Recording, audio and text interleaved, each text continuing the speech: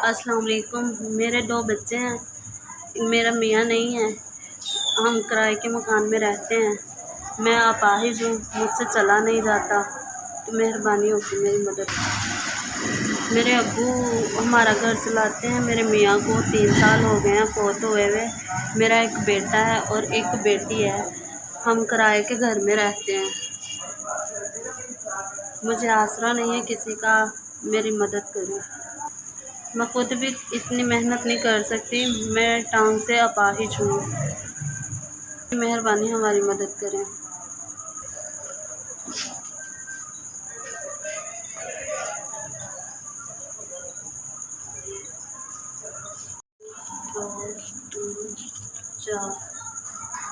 ये 4,000 जिन लोगों ने हमें भेजा है, उनकी बड़ी मेहरबानी।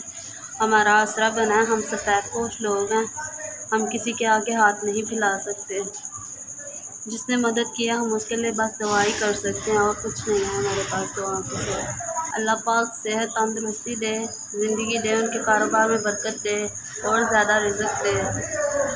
सेहत SVS ये 4,000 जिन्होंने हमें पहुँचाया, उनके लिए आपने हम तक ये 4,000 पहुँचाया, आपकी बहुत मेहरबानी।